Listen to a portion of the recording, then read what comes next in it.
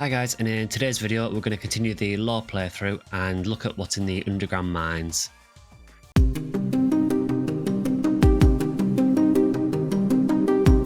Hi everyone and welcome back to another video for Phantasy Star Online Blueburst. In today's video we're going to continue the series of the lore playthrough.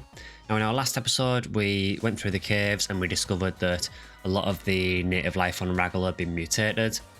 And we found the reason for that at the end of caves, which was the existence of this huge worm that was essentially infecting everything and transforming all the life forms there.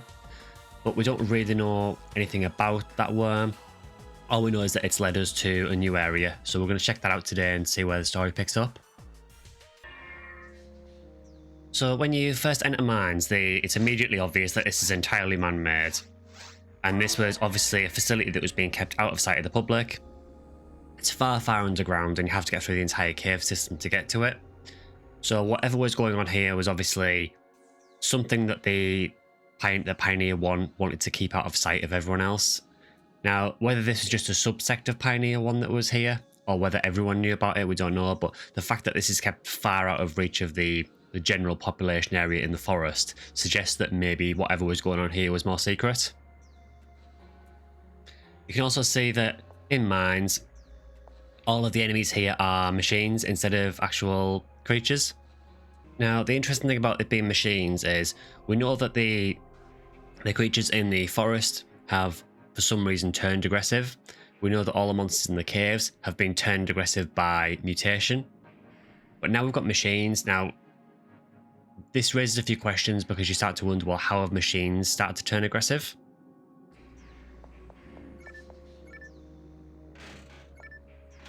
So you can see there is definitely aggression in the machines that are here. So something has happened to turn these guys aggressive.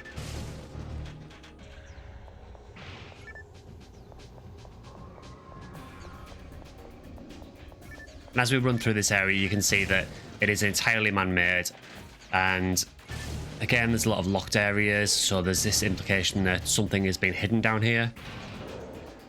And as we get to the end here, we get our first message. This area. Apparently technology was involved in creating this. Why did they dig so deeply into the ground? So this again is a message by Red Ring Rico, so she has obviously arrived at the same area. And she's wondering why this is so far underground and out of sight, which is kind of the same area I'm coming from at the moment. So as you get to this room, you can see it's a completely dark area. Now this suggests to me that either some security systems have been left active, which would explain the machines being aggressive, or perhaps that maybe people have left in a hurry. At this point, there's not really much way of telling what the reason for that is. So when we get to this room here, you can see that in the corners we've got these, what kind of look like lifts. Potentially these are used to carry cargo or something. It's kind of hard to tell, but there is definitely some elements of the mines that are still functional. You can see that this area, it actually looks quite in good condition. A lot of the areas do still seem to be functional. It's almost as if everyone just left in a hurry. We also, in certain parts of the mines, we also have these, what look like storage crates. So you can see there's one in this one, and there's a couple in this one here. So whoever was here, when we assume that's Pioneer 1, was obviously storing something down here as well. And again, it's all being kept very secret and very much out of the way of the public eye. It just raises this suspicion of what Pioneer 1 was doing. Again, we also do have a lot of traps down here as well, so whoever was here before us didn't want anyone to come in after them. And again, this could be part of the security system activating, potentially. So occasionally in mines we also get these little drones here. Now these aren't actually enemies, these are just part of the scenery, but these kind of look like potentially maintenance drones or even surveillance drones. You know, so potentially these are cameras that were keeping an eye on whatever was going on here. It's kind of hard to say, there's no real explanation for what these are. I just think it's something really interesting when you do run through mines. But there is some element of the defensive systems or the workers here are still active but not aggressive. But does make you wonder, was Pioneer 1 keeping this area under surveillance as well? So once we get to this point in mines here, we get another message from Rico finally. I'm attacked by robots this time. What are they? They were customized robots originally for industrial use. Who did this? I can understand animals being metamorphosed by a crustacean into mutants, but these were robots. Somebody modified them. Was it done by someone from Pioneer 1? So again, Rico is very, very distrusting of Pioneer 1 now and what was potentially going on. And she's kind of saying what I was saying earlier, which is that because these are robots, someone has done something to them. It's not that they've been mutated by something else necessarily. Someone has modified these robots to defensive robots because they're originally kind of worker robots. So someone has actually changed these robots to actually attack intruders. So it does again raise this question of what was going on aboard Pioneer 1, what was going on under the surface that potentially the rest of the crew didn't know about. And again, once we get to this room, this is another one of those centerpiece rooms in PSO where you only tend to get one of them per run, or one of them per area. So in this we can see that whatever these machines are in the background, they are still clearly active. There is something going on here. Whether this is some kind of heating system, I'm not sure. It's really, really hard to tell at this point. You can't really see too far down. So it's all very secretive. So as we get a little bit further into Mine 1, we get another message here from Red Ring Rico. I heard a rumour that the government was building a secret underground factory. Were the robots manufactured in that secret factory? Or was the factory a decoy? The government was developing another project behind it. Information is always controlled by the government. We don't know the truth at all. We hunters are always used by the government. We're just tools to them. So Rico, you can tell, has this very, very disapproving view of the current government on Pioneer. And she's saying that hunters are essentially just tools to the government that are used to further their own agendas. Now, in regards to the rest of the message, at the moment we don't know if this factory is being used to manufacture the robot or if it's being used to mask something else. I think given what we've seen so far, it stands to reason that it's probably being used to mask something else because everything so far is pointed towards as being something that Pioneer 1 has wanted to hide. So I think the logical sort of conclusion at this point is that something was wanting to be hidden here and the factory was a front for that. Now, when we arrive in Mine 2, you can immediately see that the atmosphere is much, much different. First of all, the really, really obvious one is just the state of disrepair. So whereas Mine 1 was still quite pristine and still looked like a functional factory, this is very obviously very obvious that something has happened here. Whether it's just decay or whether there's been an explosion or something here, we don't know. But something has gone wrong here and has left the place in complete disrepair. The other thing is that you notice that a lot of the systems are now offline. A lot of the lighting is not working anymore. It looks like it's on like emergency lighting. So whatever has happened, something has gone wrong here. Now in this room here, you can see that some of the lighting is on, but again, it's in a very sort of disrepaired state in comparison to Mine 1. There is one interesting thing here, which is on the floor. You might be able to see there's this text written all over the floor. Now, a lot of the PSO text is actually readable. A lot of it is actually legitimate text. It's just in a strange font. I kind of wish that I could actually read this just to see what it actually says. So a little way into Mine 2, we stumble across a familiar sight. So if you've seen the Forest or Caves videos, you'll be familiar with the fact that we found one of these weird pillars, and we find another one in Mines. The weird issue with one in Mines is, in Forest and Caves you could sort of understand them being there, but in Mines we're in the middle of a man-made complex, so it's really strange that this pillar is just here. So again, Rico has left another message for us about it. Here, I found the third one. Will it fit together when all the parts are combined? Light, darkness, pair, exist, unlimited, rule, seal.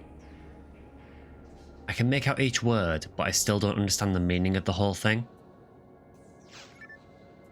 So Rico is obviously getting very close to what the characters on these monuments means, and it's something about light and darkness, some kind of pair, and a seal. So this, again, to anyone who's played Phantasy Star games before, is probably setting off huge alarm bells as to what this is. Essentially, what these are for is, I'm not going to spoil what they actually are yet for anyone who hasn't played the game before, but what these are for is to unlock the final area. So in the older versions of the game, what you would have to do is you would have to activate each of these pillars by going up to them to actually unlock the final area. Because normally what would happen is after you beat the boss of mines, you would go to like a little separate map, which was just like a corridor. And at the end of it, there's a sealed door. And that door is only open if you've activated all 3 of these pillars. Now on Blue Burst, in sort of free one-player mode, you can just go to the final area. I believe in the government quest you might have to unlock them. But that's what these are for. They're essentially a seal to unlock a door. But we don't know why the door is sealed in the first place. So in Mine 1, you can probably remember that we came across a very similar room to this. Again, we've got these little elevators going up and down. There is a little difference with these ones though, is that some of them still seem to be active, but you can see that some of them are obviously very heavily damaged. If you can see here, you can see that one of them is kind of hanging onto the rail. So whatever has happened down here has caused some huge damage and could be why people have had to evacuate in the first place. You can actually see in here that only one of them is still working. All the other 3 are in various states of disrepair. So something big has happened down here to cause this damage. Now this message here is just an enemy tip one, just telling you how to defeat dub chicks, but the reason I've started recording here is because there's a couple of things in mines that are a bit strange. So this could just be an element of the game design, but this little part across this gap here, this to me looks like there should be a walkway connecting it, and it makes me wonder, is that just how the map was constructed in the game, or is that meant to be a hint that maybe construction wasn't complete here? I could be reading too much into that at this point, but it's just an interesting thing I've noticed. So the great thing about mines is that because it is a man-made area, we have a lot of rooms that carry over from Mine 1 to Mine 2. So again, we came through this room in Mine 1, but in Mine 2 it looks very, very different. You can see that these sort of industrial vats in the background or whatever they are, these are completely trashed. Again, something has obviously gone horribly wrong down here. And you can see it's the same over this side as well. The evidence of the damage is just very, very obvious. You can see the one at the back there is still functional to give you a comparison to what it was like in Mine 1, but the damage is absolutely devastating in this area, so something has gone seriously, seriously wrong. So as usual with each area in PSO, we end it with a boss. Now given that all the enemies in mines have been machined so far, it stands to reason that it's going to be the same for the boss as well.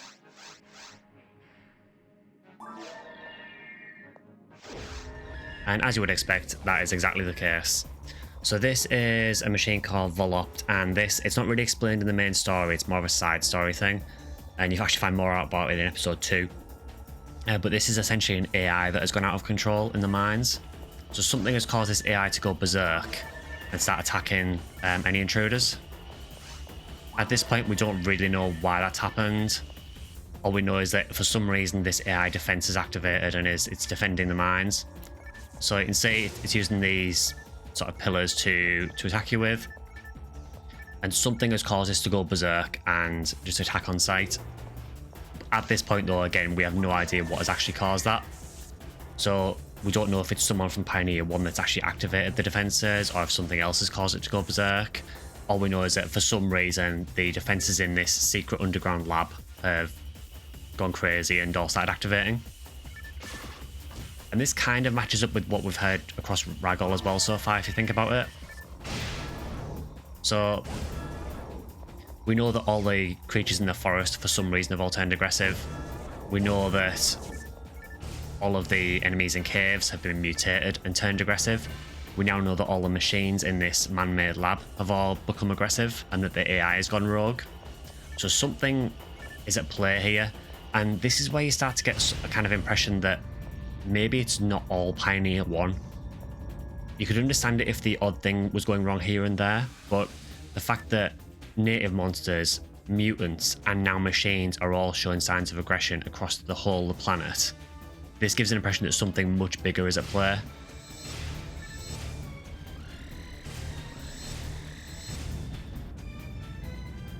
So as we defeat Volopt, so what would normally happen now is on some versions of the game, this portal here, on Blue Burst you can see it just takes me back to Pioneer 2. On older versions it would actually cut to a corridor that would then take you to a sealed door, which is what I mentioned earlier. And that sealed door would only unlock if you'd activated those 3 pillars in forest, caves and mines. So if you are playing through for the first time, just make sure that you activate those pillars on the way through. And that is mine. So honestly, Rico doesn't leave too many messages in mines. The frequency has definitely dropped off a little bit. I guess she just finds it quite confusing that all of the machines there have gone berserk and she doesn't really know why it's happening. She's obviously still investigating this as a scientist aboard Pioneer 1 originally. She wants to know the answers as to why everything is going aggressive and as potentially what's happening with all the accidents on Ragol as well. Does the damage in mines, does that correlate to the explosion that happened on Ragol that cut the communication between Pioneer 1 and Pioneer 2? We don't know at this point. Again, even at this stage in the game, although we are getting close to the end of episode 1 now, we still honestly don't really know a whole lot. We are starting to build a picture of what might have happened, so we know that everything is turning aggressive on Ragol. We know that Pioneer 1 has been doing some pretty shady things, and now we've got evidence of this underground lab, which was being kept out of sight, and potentially some kind of secret experiments going on. If you piece it together, you can kind of figure out some of what Pioneer 1 were doing. So in the previous episode, we fought Durrell Lair. Durrell Lair is actually an experiment that was being kept in the mines by Pioneer 1 and was being experimented and researched on, and it escaped from its containment. And I assume that when it escaped from its containment, that is what's caused all the damage to the mines. You don't explicitly get told that in the main story. You find it out through quests like Dr. Osto's research and Unsealed Door. So definitely play through the side story PSO as well if you are going through. I will probably do some videos on the side story as well at some point. But I know also another creator, Deployable Lover, is doing a playthrough of the side stories as well. So feel free to check his channel out as well.